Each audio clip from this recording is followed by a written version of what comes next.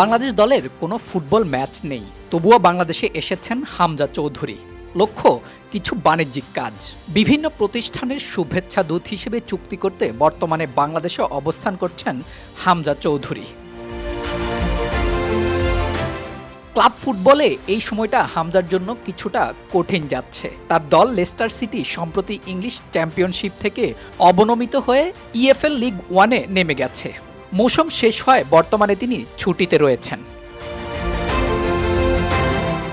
আগামী 5 June Europe সফরে গিয়ে বাংলাদেশ ফুটবল দল সান মারিনোর বিপক্ষে একটি প্রীতি ম্যাচ খেলবে, যা হবে ইউরোপীয় কোনো দলের বিপক্ষে বাংলাদেশের প্রথম ম্যাচ।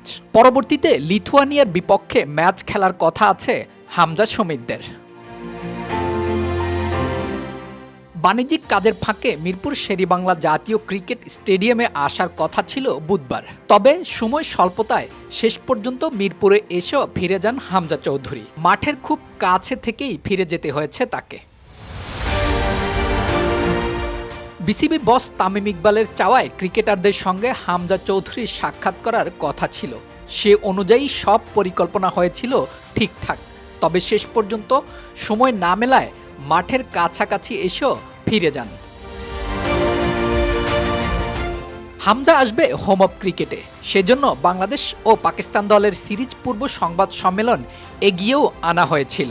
পাশাপাশি বিসিবির চতুর্থ বোর্ড সভাও পিছিয়ে দেয়া হয়, কিন্তু শেষ পর্যন্ত সেই সময়ের মধ্যে হামজা চৌধুরী না আসায় তার মাঠে আসার পরিকল্পনাই বাতিল করে দেয়া হয়।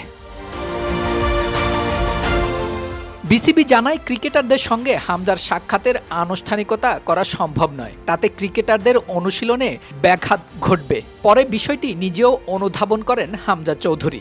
সে কারণেই মাঠের কাছে এসে ফেরত চলে যান চৌধুরী সাহেব। ছোট সফরে হামজা ব্যস্ত সময় পার করছেন ঢাকায়। তারকা ফুটবলারকে কাছ থেকে দেখার ইচ্ছা সহজে পূরণ হচ্ছে না ভক্তদের। বিজ্ঞাপনী ব্যস্ততা শেষে আবারও হামজা উড়াল দেবেন ঘরে ফেরার উদ্দেশ্যে। আপাতত হামজাকে মাঠে দেখার জন্য সমর্থকদের অপেক্ষা করতে হবে জুন পর্যন্ত।